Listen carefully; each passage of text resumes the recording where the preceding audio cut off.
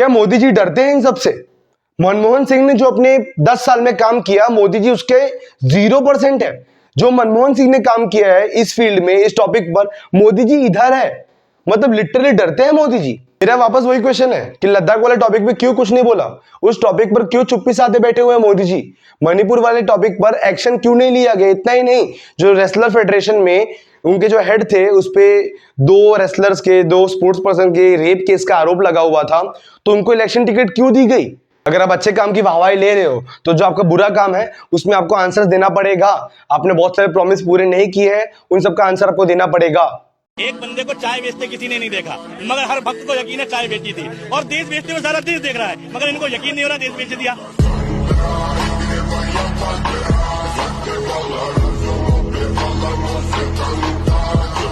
तो आज की इस वीडियो में हम बात करेंगे बीजेपी की रिपोर्ट कार्ड के बारे में। पिछले 10 सालों में बीजेपी ने कौन से काम किए, कौन से काम नहीं किए, किस काम में पास रही, किस काम में फेल रही, किस काम में ज्यादा अच्छा काम किया है, कौन सा गलत काम किया है, हर चीज के बारे में बात करेंगे। उसको रैंकिंग देंगे, 1 to 5 के बीच में रैंक देंगे कि वो कहाँ लाई कर रहा है। तो चलिए इस वीडियो की शुरुआत करते हैं बिना किसी देरी के। और हाँ, वीडियो शुरू करने से पहले मैं पहले ही आपको क्लियर कर दे रहा हूं कि मैं बायस वीडियो नहीं बनाया हूं।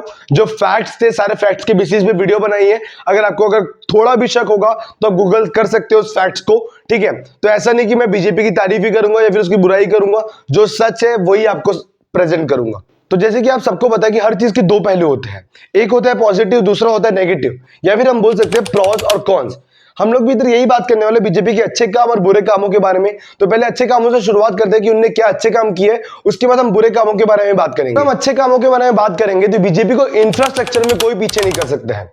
ये तो आपको मानना पड़ेगा कि कांग्रेस के कंपैरिजन में बीजेपी में इंफ्रास्ट्रक्चर पे ज्यादा ध्यान दिया गया है। चाहे वो रोड्स हो या फिर मेडिकल कॉलेजेस हो, इंजीनियरिंग कॉलेजेस हो, हर चीज में बीजेपी में ज्यादा थी इंडिया से। तो बहुत जमीन आसमान का फर्क दिखता है on the basis of infrastructure. Literally बहुत ज्यादा फर्क है। 2014 में 450 यूनिवर्सिटीज थी, जो कि 2024 में 1100 यूनिवर्सिटीज पहुंच चुकी है। 2014 में 384 मेडिकल कॉलेजेस थे, जो कि 700 से ज्यादा मेडिकल कॉलेजेस है। इतना ही नहीं, 2014 में 96,000 किलोमीटर नेशनल हाईवे था, जो कि आज 1.5 लाख किलोमीटर से भी ज्यादा का नेशनल हाईवे है इंडिया में अभी। अरे ये तो कुछ नहीं है। 2014 में सिर्फ 5 सिटीज थी मेट्रोस वाली, आज 20 सिटीज मेट्रोस की हो चुकी है। इतना ही नहीं, 2014 में 20,000 किलोमीटर रेलवे लाइनें सिर्फ इलेक्ट्रीफाई हुई थी, आज पूरी रेलवे लाइन इलेक्ट्रीफाई है। मतलब पूरा इंडियन रेलवेज इलेक्ट्रिसिटी से चलता है। इतना ही नहीं, 2014 में इंडिया में जितने भी एम्स थे, मुझे याद नहीं एग्जैक्ट, बट अभी करंटली 22 एम्स है। उसमें एक चीज आपको क्लियर कर दूं, 15 अगस्त 2003 को अटल बिहारी वाजपेयी जी ने 6 एम्स के बजट का पैसा सैंक्शन किया था, बट उसके बाद उनकी गवर्नमेंट चेंज हो गई। तो जो एम्स थे वो कंस्ट्रक्ट कांग्रेस की गवर्नमेंट में हुए, बट उसका जो बजट था वो सैंक्शन अटल बिहारी वाजपेयी जी ने ही किया था, उनकी सरकार में हुआ था। करंटली इंडिया के जो रोड इंफ्रास्ट्रक्चर है वो वन ऑफ द बेस्ट है, बिकॉज इंडियन पॉलिटिकल हिस्ट्री में हमारे पास बेस्ट ट्रांसपोर्ट मिनिस्टर अभी है मिस्टर नितिन गडकरी जी, जिन्होंने रोड के मामले में बहुत अच्छा काम किया। चाहे वो अटल सेतु हो, अटल टनल हो, नेशनल हाईवे हो, स्टेट हाईवे हो, नॉर्मल रोड्स हो, हर जगह उन्होंने बेस्ट काम किया है। और बीजेपी ने इंफ्रास्ट्रक्चर के बेसिस पे बहुत अच्छा काम किया है, वो हमें क्लियर दिख रहा है, वो प्रूव करने की जरूरत नहीं है। हेंस बीजेपी को मैं इंफ्रास्ट्रक्चर के बेसिस पे 4.5 आउट ऑफ 5 स्टार्स देना चाहूंगा। दूसरा पॉइंट जो कि मुझे बीजेपी गवर्नमेंट का बहुत ज्यादा अच्छा लगा वो था स्वच्छ भारत मिशन। 2014 के पहले के भारत को देखेंगे तो हर जगह गंदगी फैली रहती थी, जहां देखो नाला था, जहां देखो कचरे का ढेर था। फॉरेन विजिटर्स को भी इंडिया में आने में ये गंदगी नहीं पसंद आती थी। वो लोग आते थे भले इंडिया में टूरिज्म की बेसिस पे, बट ये गंदगी उन्हें पसंद नहीं आती थी। But prime minister Narendra Modi ji ने ये इनिशिएटिव लिया कि भारत को स्वच्छ बनाएंगे। खुद वो रोड पे आए, खुद उनने साफ सफाई की। और बहुत लोग तो बोल रहे थे कैसा प्राइम मिनिस्टर है, प्राइम मिनिस्टर होने की कोई इज्जत नहीं है, आके रोड पे झाड़ू मार रहा है। बट उनके इस इनिशिएटिव की वजह से बहुत सारे बॉलीवुड सेलिब्रिटीज, बहुत सारे स्पोर्ट्स पर्सन, सब लोग रोड पे आए, मतलब बाहर आए, स्वच्छ भारत मिशन में शामिल हुए, सबने देश की सफाई की। और इससे हमारे देश की इकोनॉमी को भी घूम फिर के फायदा हुआ। जो ट्रैवल था, जो टूरिज्म था, वो इंक्रीज हुआ। हेंस ये मुझे बहुत अच्छा काम लगा था बीजेपी का। हेंस मैं इसमें बीजेपी को 4 आउट ऑफ 5 स्टार्स देना चाहूंगा। तीसरा काम जो कि मुझे बीजेपी गवर्नमेंट का बहुत ज्यादा अच्छा लगा था वो था डिजिटलाइजेशन, मतलब डिजिटल इंडिया। चाहे कहीं भी देख लो, पहले इंडिया में नेट कोई यूज ही नहीं करता था और इंटरनेट इतना महंगा था, बट मोदी गवर्नमेंट आने के बाद इंटरनेट बहुत ज्यादा सस्ता हुआ। मुझे याद है अराउंड 2013-14 में 1 जीबी का रिचार्ज अराउंड 299 ऐसे कुछ का होता था, जो कि पूरा महीना 1 जीबी चलाना पड़ता था, बस काम होता तब नेट चलता था। बट ऐसा नहीं रहा अब। जियो के आने की वजह से पूरा रिवॉल्यूशन हो गया। जियो ने इतना ज्यादा फ्री दिया, हम कम से कम 1 साल तक तो फ्री नेट दिया, पर आज हमें 300 रुपए में 1 जीबी का नेट डेली मिल रहा है, जो कि पहले 300 रुपए में 1 महीने का 1 जीबी मिलता था। आज 1 महीने का 30 जीबी नेट या फिर 28 जीबी नेट हमें मिलता है। जो कि पेमेंट के बारे में बात कर लीजिए, या फिर लाइट बिल पेमेंट हो गया, पैन कार्ड खुलवाना हो गया, आधार कार्ड खुलवाना हो गया, आधार कार्ड में कुछ चेंजेस हो, अपना लाइसेंस बनवाना हो गया, कोई भी काम हम लोग घर से बैठे बैठे कर सकते थे। चाहे हमें अपना बैंक अकाउंट ही क्यों ना खुलवाना हो, या फिर बैंक के पासवर्ड में कुछ चेंजेस करवाने हैं, पासबुक में कुछ चेंजेस करवाने हैं, या फिर ऑनलाइन पेमेंट करनी है, ऑनलाइन पैसे को ट्रांसफर करना है, सब कुछ आज हो सकता है घर पे बैठे बैठे। पहले हमें एनईएफटी यूज करना पड़ता था, आरटीजीएस यूज करना पड़ता था, पोस्ट ऑफिस में जाकर, बैंक में जाकर, बट अब आज वो सब झंझट ही नहीं है, मनी ऑर्डर की टेंशन ही नहीं है, घर पे बैठे बैठे पैसे भेज रहे हैं because of only digital India. सबको पता है कि बहुत सारे लोग इंडिया में ऐसे थे 2014 से पहले जिनके पास खुद का बैंक अकाउंट नहीं था। उनको अगर पैसे चाहिए थे तो वो ब्रोकर के पास जाते थे, या फिर बोलते हैं ना एजेंट के पास जाते थे, उनसे पैसे मांगते थे हाई रेट ऑफ इंटरेस्ट पे, जो कि बेचारे इससे उनको बहुत ज्यादा लॉस होता था। बट गवर्नमेंट ने ऐसा नहीं किया। गवर्नमेंट ने बोला अब सबका बैंक अकाउंट होगा। गवर्नमेंट ने सबके बैंक अकाउंट को आधार कार्ड से लिंक करवाया, और इतना ही नहीं, उसमें कुछ बहुत मंथली पैसे देती गई। वो अमाउंट फिक्स नहीं था, चलिए उस बात को साइड में रखे, गवर्नमेंट ने पैसे दिए, बट गवर्नमेंट ने सबका बैंक अकाउंट खुलवाया। उसमें जो किसानों को सब्सिडी देती थी, किसानों को कोई पेमेंट करती थी, वो सब कुछ गवर्नमेंट कर रही थी। और इस बैंक अकाउंट से जो फ्रॉड वाले काम थे वो भी बहुत ज्यादा कम हो गए थे। गवर्नमेंट ने नॉर्मल लोग को, गरीब लोग को इंश्योरेंस की फैसिलिटी भी थी। इतना ही नहीं, ओवरड्राफ्ट फैसिलिटी भी थी। मतलब अभी आप फॉर एग्जांपल आपके बैंक में पैसे नहीं है, आपको अर्जेंट पैसे चाहिए, तो ओवरड्राफ्ट की फैसिलिटी भी दी। बाद में रेट ऑफ इंटरेस्ट जो थोड़ा बहुत चार्ज करते वो बात अलग थी। इतना ही नहीं, करंटली अभी 50 करोड़ से भी ज्यादा जनधन अकाउंट ओपन हो चुके, जो कि एक अच्छी बात है। गवर्नमेंट का मेन मोटिव था इस बैंक अकाउंट को ओपन करवाने का। चाहे कोई भी पैसा है, जो गवर्नमेंट की स्कीम्स का कोई भी पैसा है, वो बीच में जो दलाल होता है ना, उनके पास ना रह जाए।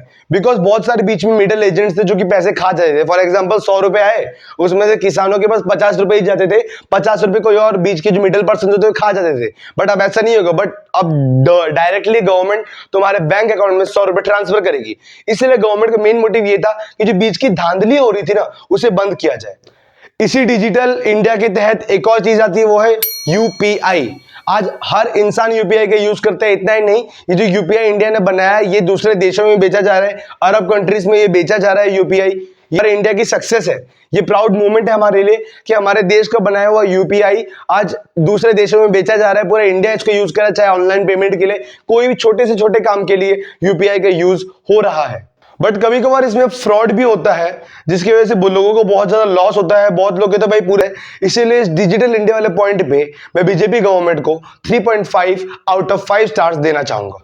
अगर मैं नेक्स्ट पॉइंट के बारे में बात करूंगा, मतलब चौथे अच्छे काम के बारे में बात करूंगा, वो तो प्रधानमंत्री उज्ज्वला योजना, जिसमें गवर्नमेंट ने गरीब महिलाओं को उनकी हेल्थ के लिए, उनको ज्यादा मेहनत ना करना पड़े, उसके लिए gas cylinder free of cost provide करवाया था। बट ये थोड़े दिन तक ही चला। गवर्नमेंट ने इनिशिएट किया, बहुत अच्छी बात है। बट जितने भी गरीब लोग से पूछा गया कि भाई आपको इसका क्या फायदा हो, तो उन्होंने बोला हमें बस 1 या 2 बार इसका फायदा हुआ, 1 या 2 बार हमें एलपीजी फ्री में मिला, उसके बाद हमें इसे बनवाना पड़ता था। और गरीबों के पास इतने पैसे नहीं थे कि भाई वो 700 रुपए, 800 रुपए, 900 रुपए देके गैस सिलेंडर की एलपीजी भरवाएंगे। हेंस वो लोग वापस लकड़ियों पे आ गए। उनके पॉइंट ऑफ व्यू से लकड़ी फ्री में मिल रही है, सब कुछ फ्री में मिल रहा है, डायरेक्टली जला दो, उससे हमारा काम हो जाएगा। हेंस ये जो आइडिया था फ्लॉप हुआ, लेकिन इनिशिएट तो किया था गवर्नमेंट ने। तो इस पॉइंट पे मैं गवर्नमेंट को 3 आउट ऑफ 5 नंबर देना चाहूंगा। मिशन जिसमें गवर्नमेंट का मोटिव था कि हर घर तक पानी पहुंचे, हर घर तक ड्रिंकिंग वाटर पहुंचे, क्योंकि बहुत सारी जगह ऐसी थी जहां पे रही थी, जिसमें गवर्नमेंट ने बहुत सारा ट्राई किया। कुछ बहुत बोलते हैं ना स्लोगन्स भी लाए थे कि जल ही जीवन है, बहुत सारे स्लोगन्स लाए थे। बट इनडायरेक्टली ये उतना सक्सेसफुल नहीं हो पाया, बिकॉज आज भी बहुत सारी जगह ऐसी है जहां पे पानी अच्छे से नहीं मिल रहा। वो बीच में भी हमने राजस्थान का एक केस देखा था, बेंगलुरु में एक था, जहां पे पानी की किल्लत हो चुकी है पूरी। हेंस इसमें मैं गवर्नमेंट को 2.5 ही देना चाहूंगा। अगला पॉइंट है वो है प्रधानमंत्री आवास योजना, जिसमें गवर्नमेंट ने ये इनिशिएट किया कि भाई जो गरीब लोग हैं, जो बहुत ही ज्यादा बोलते हैं ना बीपीएल के नीचे आते हैं, उन लोग को गवर्नमेंट 1,10,000 ऐसा बोला जा रहा था, 1,30,000 आएगा, बट कट फिट के जो उनके हाथ में अमाउंट आता है वो होता है 1,10,000। और बहुत सारे गरीबों से पूछा गया कि आप इससे घर बनाए, उनका डायरेक्टली रिप्लाई आता है, भाई आज 1 लाख में कौन सा घर बनता है, आप जरा बताइए। गरीबों ने डायरेक्टली ये बोला 1 लाख में कौन सा घर बन रहा है, बस 4 दीवार बन जा रही है, वही बड़ी बात हो जा रही है।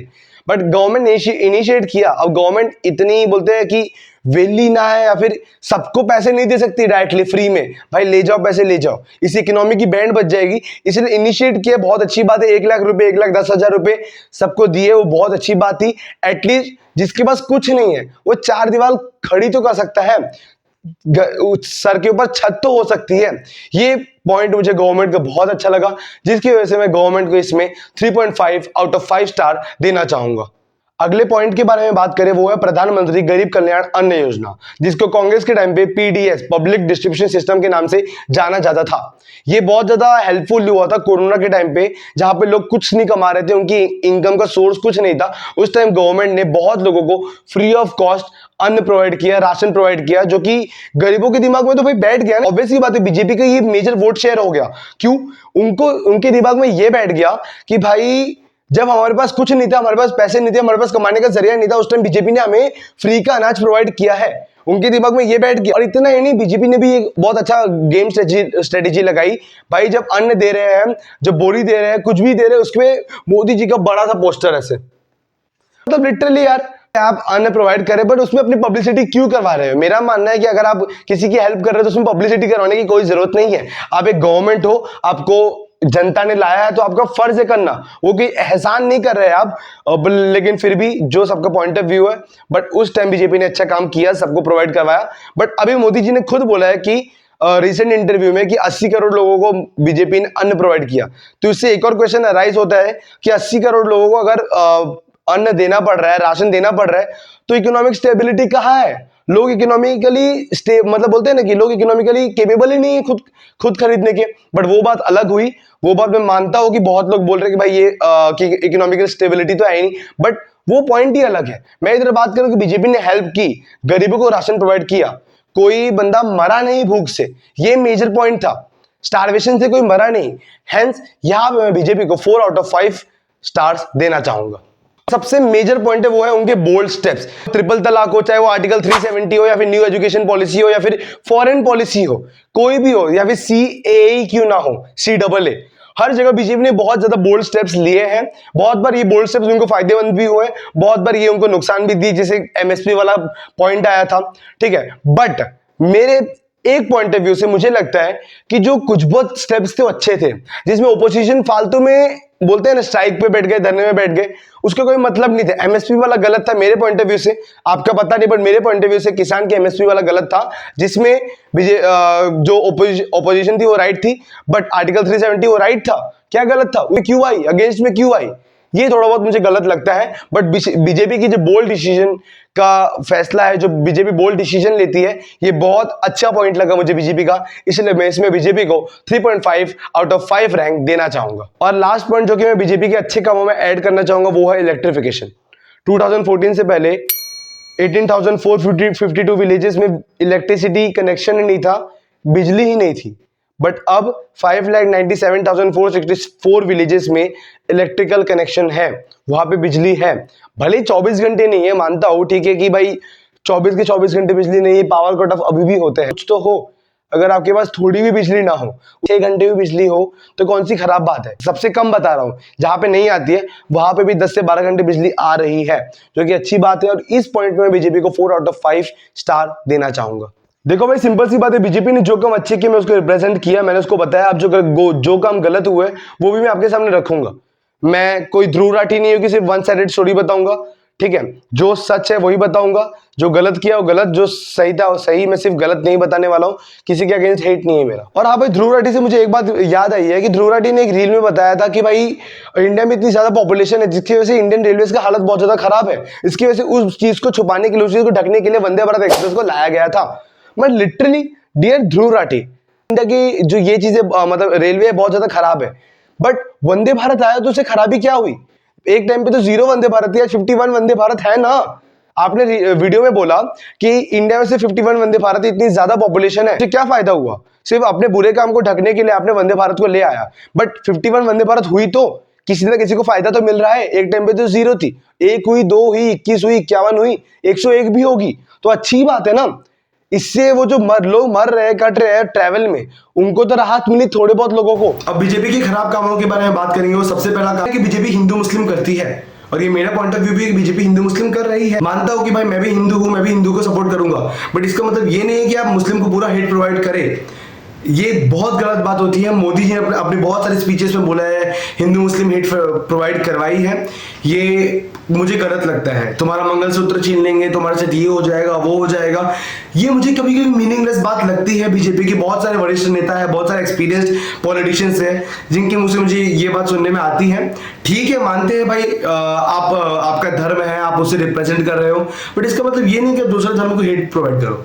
हेंस बीजेपी की एक मुझे कमी अच्छे से लगती है कि हिंदू मुस्लिम होता है। आपने अगर अटल बिहारी वाजपेयी की स्पीच सुनी होगी कि भाई ये देश रहना चाहिए, पार्टियां बनेगी, बिगड़ेगी, बहुत कुछ बोला था, पर आखिर में बोला था ये देश रहना चाहिए, वो बात। दूसरा पॉइंट जो कि बीजेपी की कमी है वो है सेंट्रलाइजेशन ऑफ पावर, जिसे देखो मोदी के नाम पे वोट ले रहा है, लोकल कैंडिडेट किसी को पता ही नहीं है। एक रिपोर्ट के अकॉर्डिंग बहुत सारे रिपोर्टर्स गए थे लोकल लोगों से पूछने कि आप किसको वोट दे रहे हैं, बोलते हम मोदी को वोट दे रहे हैं। उन्होंने पूछा मोदी तो भाई चलो सेंट्रल पे आ रहा है, वो वाराणसी से चुनाव लड़ रहे हैं, आप अभी अपने एरिया में किसको वोट दे रहे हो? बोलते हमें नहीं पता, हम कमल पे बटन दबाएंगे, हम मोदी को वोट देंगे। मतलब सीरियसली यार, लोगों को कुछ फर्क नहीं पड़ता कि उनके एरिया में कौन कैंडिडेट है, उन्हें कुछ फर्क नहीं पड़ता, उन्हें सिर्फ मोदी चाहिए, सेंट्रल में मोदी चाहिए। बट ये गलत बात है, इससे जो नॉर्मल लोकल कैंडिडेट्स है वो फायदा उठा रहे हैं, मोदी के नाम का फायदा उठाते हैं, मोदी जी के नाम का फायदा उठाते हैं, मोदी जी के नाम पे वोट ले लेते हैं, अगले 5 साल तक अपने एरिया में झांकने तक नहीं आते हैं, लोगों की प्रॉब्लम को सॉल्व नहीं करते हैं। ये बहुत गलत बात है। हेंस यहाँ पे बीजेपी की बहुत बड़ी खामी है कि सिर्फ मोदी जी के ऊपर इलेक्शन लड़ रहे हैं। थर्ड है इंडिपेंडेंस ऑफ इंस्टीट्यूशन। ये तो सिंपल सी बात है, जिसका जो राजा होता है उसी का राज चलता है, चाहे कोई भी गवर्नमेंट हो। ये माना जाता है कि जितनी भी इंस्टीट्यूशन होती है, ईडी हो गई, ठीक है, फिर इन्वेस्टिगेशन डिपार्टमेंट, जितने भी हो गए, वो सारे गवर्नमेंट कंट्रोल करती है, ऐसा माना जाता है। कितना सच है कितना झूठ है पता नहीं, बट चाहे कांग्रेस हो चाहे बीजेपी हो, कोई भी हो, अगर उनकी गवर्नमेंट होगी तो वो इन सब इंस्टीट्यूशन को कंट्रोल करती है। बहुत सारे लोगों का मानना है कि बीजेपी ने ईडी को कंट्रोल कर लिया है, जिसकी वजह से बीजेपी को किसी से भी खतरा होता है तो उसको जेल में डलवाती है, चाहे वो सोरेन हो या फिर अरविंद केजरीवाल हो, सबको जेल में डलवा रही, क्योंकि बीजेपी को इनसे खतरा है। वो उनका पॉइंट ऑफ व्यू है, मेरा पॉइंट ऑफ व्यू इसमें मैं जाहिर नहीं करना चाह रहा। हाँ, बट एक चीज जो मैं पॉइंट ऑफ व्यू अपना जाहिर करना चाहूंगा वो है मीडिया पे। मीडिया इंडिया की लिटरली गवर्नमेंट के अगेंस्ट बहुत कम ही लोग जाने की हिम्मत कर रहे हैं। सब कुछ गवर्नमेंट के बोलते हैं ना कि तारीफ में बोला जा रहा है, जो कि बहुत गलत बात है। द हिंदू ने एक रिपोर्ट निकाली थी जिसमें 180 कंट्रीज के मीडिया इंस्टीट्यूट्स के बारे में बात हुई थी, जर्नलिज्म के बारे में बात हुई थी, जिसमें इंडिया का जो रैंक था वो 161th रैंक था। 180 कंट्रीज में बेस्ट मीडिया में इंडिया का रैंक 161 था। और इससे भी ज्यादा शर्मनाक बात थी कि पाकिस्तान हमसे आगे था। 150th रैंक पे पाकिस्तान था मीडिया के बेसिस पर, और इंडिया 161th रैंक पे था। इसलिए बहुत बार गोदी मीडिया बोला जाता है, बट मैं नहीं बोलना चाहता हूं, क्योंकि कुछ बहुत जर्नलिस्ट शरीफ भी अभी तक बचे हुए हैं। ठीक है, कुछ बहुत लोग हैं जो कि बहुत ज्यादा चमचागिरी कर रहे हैं, बट ये बात गलत है कि सिर्फ बीजेपी नहीं करवाते, बहुत बहुत कांग्रेस भी। जब अगर कांग्रेस की भी गवर्नमेंट होगी तो मीडिया उनके साथ बोलेगी, बीजेपी की गवर्नमेंट होगी तो मीडिया उनके साथ बोलेगी, क्योंकि ऊपर से प्रेशर आता है, वो मैं मानता हूं। लेकिन फिर भी मीडिया अपना काम परफेक्टली नहीं कर रही है। मणिपुर के जो दंगे हुए तो उसको मीडिया ने क्यों नहीं रिप्रेजेंट किया? हमेशा बीजेपी कर रहे थे, मणिपुर के दंगों को रिप्रेजेंट क्यों नहीं किया? वहीं पे कन्हैया कुमार वाला हुआ जो बीजेपी के फेवर में था, मतलब इन द सेंस कांग्रेस के फेवर में था, बट जो पूरा इंसिडेंट हुआ था वो बीजेपी के फेवर में था, उसमें मीडिया ने बहुत रिप्रेजेंट किया। बट मणिपुर वाला क्यों नहीं किया? लद्दाख वाला क्यों नहीं कर रहे हैं? जो लद्दाख वाला इंसिडेंट हो रहा है वो मीडिया क्यों नहीं रिप्रेजेंट कर रही है? तो हेंस मीडिया उतनी फ्री नहीं रह चुकी है, मीडिया पूरी गवर्नमेंट के कंट्रोल में है। हेंस ये बहुत गलत बात है बीजेपी की। इनडायरेक्टली ये बोला जा सकता है कि बीजेपी ने मीडिया को खरीद लिया है, पूरी मीडिया बीजेपी की है। अगर बीजेपी की नेक्स्ट टॉपिक के बारे में बात करेंगे, मतलब जो नेक्स्ट कमी है बीजेपी की, वो है लैक ऑफ अकाउंटेबिलिटी। आंसर देने में बीजेपी की बैंड बज जाती है। अगर मनमोहन सिंह की रेन के बारे में देखिए, मनमोहन सिंह के जो पूरा टेन्योर था 10 साल का, उसमें देखिए मनमोहन सिंह ने 114 प्रेस कॉन्फ्रेंस की थी, पर मोदी जी ने एक भी प्रेस कॉन्फ्रेंस नहीं की। क्या मोदी जी डरते हैं इन सबसे? मनमोहन सिंह ने जो अपने 10 साल में काम किया, मोदी जी उसके 0% है। जो मनमोहन सिंह ने काम किया है इस फील्ड में, इस टॉपिक पर, मोदी जी इधर है। मतलब लिटरली डरते हैं मोदी जी। अगर मनमोहन सिंह 114 प्रेस कॉन्फ्रेंस कर सकते हैं तो आप एक तो कर सकते हैं। आपको आंसर देने में क्या जा रहा है? मैं मानता हूं आपने बहुत सारे अच्छे काम किए हैं, बट ये अच्छे काम को गिनाने के साथ साथ में आपके जो बुरे काम है उसके बारे में आंसर देना आपका फर्ज बनता है। आप एक प्राइम मिनिस्टर हो, आपको मीडिया को आंसर देना पड़ेगा। बट सॉरी, मीडिया तो मोदी की है ना यार। बात तो सही है। मेरा वापस वही क्वेश्चन है कि लद्दाख वाले टॉपिक पे क्यों कुछ नहीं बोला? उस टॉपिक पर क्यों चुप्पी साधे बैठे हुए हैं मोदी जी? मणिपुर वाले टॉपिक पर एक्शन क्यों नहीं लिया गया? इतना ही नहीं, जो रेसलर फेडरेशन में उनके जो 2 रेसलर्स के, 2 स्पोर्ट्स पर्सन के रेप केस का आरोप लगा हुआ था, तो उनको इलेक्शन टिकट क्यों दी गई? चलिए मानता हूं अभी तक उनपे कोई परफेक्ट फैसला नहीं आया है, तो उनको इलेक्शन टिकट तो नहीं देनी चाहिए थी ना एटलीस्ट। चलो मानते हैं कि उनपे अभी तक क्राइम सिद्ध नहीं हुआ है, प्रूफ नहीं हुआ है, बट उनको होल्ड पे रखिए, उनकी जगह किसी और को दीजिए ना इलेक्शन टिकट। तब अभी तक है तो कस्टडी में ही नहीं वो। और लास्ट पॉइंट जो कि मुझे बीजेपी का खराब लगा वो तो उनके झूठे वादे। बहुत सारे टॉपिक्स, बहुत सारे चीज ऐसी थी जहां पे बीजेपी ने बहुत अच्छे अच्छे वादे कर दिए, इनको इतने पैसे देंगे, इतनी जॉब्स क्रिएट करेंगे, बट बीजेपी उधर फेल हुई है। झूठे वादे किए हैं बीजेपी ने, उसको प्रूफ नहीं किया है। अभी तो बहुत सारे लोग कमेंट में बोलेंगे कि भाई कांग्रेस तो इससे भी ज्यादा झूठे वादे करती है, but I am not talking about Congress currently. मैं कांग्रेस के बारे में बात नहीं कर रहा हूं, कांग्रेस की गवर्नमेंट नहीं है, मैं बीजेपी के बारे में बात कर रहा हूं। और एज अ सिटीजन ये मेरा हक है, ये मेरा अधिकार है कि मैं उनसे क्वेश्चन पूछूं। अगर आप अच्छे काम की वाहवाही ले रहे हो तो जो आपका बुरा काम है उसमें आपको आंसर देना पड़ेगा। आपने बहुत सारे प्रॉमिस पूरे नहीं किए हैं, उन सबका आंसर आपको देना पड़ेगा। बीजेपी के अच्छे और बुरे कामों के बारे में बात तो हो गई, अब बात करते हैं बीजेपी के 10 साल, मतलब एनडीए के 10 साल वर्सेस यूपीए, मतलब कांग्रेस के 10 सालों के बारे में कि किसने ज्यादा अच्छा काम किया। कुछ बहुत टॉपिक्स देखेंगे। ये जो रिपोर्ट है ये मेरे पास इंडिया टुडे ग्रुप की रिपोर्ट है, बाजू में मैं फोटोज लगाते जाऊंगा, आप देखते जाना। कोई मनगढ़ंत नहीं है, सारे फैक्ट चेक है। अगर आपको यकीन ना हो तो आप ये जाके चेक कर सकते हैं गूगल पे। मैं वैसे भी आपको इधर स्क्रीनशॉट अवेलेबल करवा दूंगा, आप इधर से देख सकते हैं। अगर आपको फिर भी यकीन ना हो तो आप गूगल कर सकते हैं। सबसे पहले अगर हम लोग जीडीपी चेंज के बारे में बात करते हैं कि जीडीपी में कितना चेंज आया, तो वही बीजेपी गवर्नमेंट जो 2014 से 24 के बीच में एनडीए, उसमें 7.2% का चेंज आया। वहीं पे यूपीए गवर्नमेंट जो कि 4 से 14 के बीच में थी, कांग्रेस की सरकार, उसमें से 5.5% का चेंज आया जीडीपी में। मतलब जीडीपी ग्रोथ इस 10 सालों में, मतलब एनडीए के 10 साल में ज्यादा अच्छी हुई है। ह्यूमन डेवलपमेंट इंडेक्स के बारे में बात करेंगे जो कि 0 से 1 के बीच में मेजर होता है। ऐसा बोला जाता है जिस कंट्री का एचडीआई 0 के पास से वो खराब माना जाता है, 1 के पास से तो अच्छा माना जाता है। 2004 से 14 के बीच में, मतलब यूपीए सरकार के बीच में, यूपी कांग्रेस के टाइम पे जो इंडिया का एचडीआई था वो 0.59 था। वही पे बीजेपी के टाइम पे 14 से 24 के बीच में 0.63 था। मतलब बीजेपी के टाइम पे ज्यादा अच्छा था। एचडीआई में क्या इंक्लूड होता है? तो हमारा स्टैंडर्ड ऑफ लिविंग इंक्लूड होता है, हम कैसे रह रहे हैं, हमारे पास क्या मेडिकल फैसिलिटीज है, हमारे बोलने का तरीका, ये सब कुछ इंक्लूड होता है। मतलब हम लोग पिछले 10 साल में ज्यादा सुधरे हैं। इन्फ्लेशन के बारे में बात करेंगे, मतलब महंगाई के बारे में बात करेंगे, तो एनडीए के टाइम पे सिर्फ 6.6% था। 14 से 24 के बीच में वही पे 4 से 14 के बीच में, मतलब कांग्रेस के टाइम पे वो 12% था। मतलब अराउंड डबल महंगाई थी कांग्रेस के टाइम पे। अब बहुत लोग शॉक हो जाएंगे कि भाई ऐसी कैसी महंगाई थी। तो भाई मैं आपको प्रूफ दिखा देता हूं, बाजू में अगर कुछ बहुत ऐसे होंगे अब आ जाएंगे। वहां पे 2004 में पेट्रोल का प्राइस 35 ऐसे कुछ था। वहीं पे 2014 में पेट्रोल का प्राइस मैक्सिमम पहुंच चुका था एक टाइम पे 74 पहुंच चुका था मार्च में। 2014 के मार्च तक, दिसंबर तक आते आते वापस 63, 64, 65 में आ चुका था। बट पीक हुआ था 73, 74 तक पहुंचा था। मतलब 35 से 73, 74 पहुंचा, इतना हाइक हुआ प्राइस। और वहीं पे 73, 74 से 96, 97 अभी चल रहा है। ये प्राइस में डिस्टेंस, और 35 से 73, 74 वाले पे प्राइस में डिस्टेंस बहुत ज्यादा है। इतना ही नहीं, अगर अपने एलपीजी वाले में बात करेंगे, सिलेंडर वाले में बात करेंगे, तो 2004 में 250, 260 के अराउंड सिलेंडर था, 261 के अराउंड। वहीं पे 2014 में 550, 600 रुपए का सिलेंडर हो चुका था। उसमें भी आपको लिमिट थी कि साल के 9 सिलेंडर से ज्यादा नहीं ले सकते हो। साल के 9 सिलेंडर से ज्यादा लोगे तो आपको एक्स्ट्रा पेमेंट करनी पड़ेगी, एक्स्ट्रा चार्ज पे करना पड़ेगा। और वहीं पे 2004 से 14 के बीच में भाई 261 से 593, 600 तक पहुंचा। वो ये भी 600 से 1000 तक चल रहा है 600 से 2024 1100 तक, मतलब वही प्राइस में चेंज आ जा रहा है, जो परसेंटेज चेंज देखिए वही सेम आ रहा है, ठीक है। तो उल्टा यूपीए के टाइम पे ज्यादा था परसेंटेज चेंज, तो जो बहुत लोग आ रहे हैं ना इधर कि भाई कांग्रेस में तो कम महंगाई थी, बीजेपी में ज्यादा महंगाई थी, ऐसा नहीं है, वही था, उल्टा कांग्रेस में थोड़ा ज्यादा थी। और दूसरी बात, पैसे तो बढ़ेंगे ना यार, आप ये सोचते हो कि आपकी इनकम बढ़े, तो आप ये कैसे नहीं सोच सकते कि आपके सामान के प्राइस भी बढ़ेंगे। सबको ये चाहिए कि भाई मेरी कमाई बढ़े, तो खर्चे क्यों नहीं बढ़ेंगे आपके, क्योंकि जो आपका खर्चा है, जो आप खर्च करोगे वो किसी और की तो कमाई होगी ना। आप जहां स्पेंड करे हो किसी और की कमाई हो रही है। अगर आपकी इनकम बढ़ रही है, 2004 में आपकी अभी की तरह इनकम है नहीं है, तो क्यों फालतू में लड़ रहे हो इस टॉपिक पे। टैक्स कलेक्शन एफिशिएंसी, मतलब टैक्स कितना कलेक्ट हो रहा है, टैक्स कितना आ रहा है, वो पिछले 10 सालों में 11.2% थी, वहीं पे कांग्रेस के टाइम पे 10.4% थी 2004 से 14 के बीच में। मतलब बीजेपी के टाइम पे टैक्स ज्यादा कलेक्ट हुआ है इन कंपैरिजन ऑफ कांग्रेस।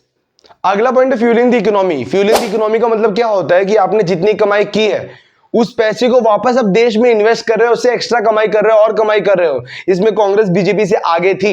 2004 से 14 के बीच में फ्यूलिंग द इकोनॉमी का परसेंटेज 33.4 था, वही भी पिछले 10 साल में 29.2 था। मतलब कांग्रेस ज्यादा केपेबल थी इनकम को वापस इन्वेस्ट करने में, उससे ज्यादा पैसे कमाने में, because of Manmohan Singh, doctor Manmohan Singh. Salute है उनको, इतने बड़े इकोनॉमिस्ट थे उनके पास, तो भाई ग्रेट आइडियाज थे ही, जिसकी वजह से ये पॉइंट में कांग्रेस बीजेपी से आगे है। ग्लोबल इनफ्लो के बारे में बात करते हैं। ग्लोबल इनफ्लो का मतलब होता है कि बाहर की कंपनीज हमारे देश में कितना इन्वेस्ट कर रही है, फॉरेन डायरेक्ट इन्वेस्टमेंट कितना है, फॉरेन इंस्टीट्यूशनल इन्वेस्टमेंट कितना है, FII और FDI कितना है। जो रिपोर्ट्स के अकॉर्डिंग एनडीए की सरकार में 1.5% ये ग्लोबल इनफ्लो हुआ है, और वहीं पे यूपीए के सरकार में 1.3% हुआ है। मतलब एनडीए में लिटिल बिट ज्यादा है, कोई बड़ा डिफरेंस नहीं है, पर थोड़ा सा ज्यादा है कांग्रेस के कंपेयर में। पल्स ऑफ इकोनॉमी के बारे में बात करते हैं। पल्स ऑफ इकोनॉमी का मतलब जितनी भी आपने इन्वेस्टमेंट की है उससे रेट ऑफ रिटर्न कितना आ रहा है। हमने जो पैसे लगाए हैं उससे हमें रेट ऑफ इंटरेस्ट कितना आ रहा है, रेट ऑफ इंटरेस्ट कितना आ रहा है, उसको हम लोग पल्स ऑफ इकोनॉमी बोलते हैं। जिसमें एनडीए बहुत पीछे है, बहुत पीछे है यूपीए से। यूपीए का परसेंटेज है 73.8%, जी 73.8% है यूपीए का, वहीं पे एनडीए का -2.6% है। मतलब बीजेपी रेट ऑफ इंटरेस्ट नहीं ले पा रही है, पूरी तरह से फेल हो रही है बीजेपी जो पैसे इन्वेस्ट कर रही है उससे अच्छा प्रॉफिट नहीं ले पा रही, वहीं पे कांग्रेस अच्छे से प्रॉफिट ले पा रही थी because of doctor Manmohan Singh. Once again salute कर रहा हूं। नेक्स्ट पॉइंट है व्हाट गवर्नमेंट ओस, मतलब गवर्नमेंट पे लोन कितना है।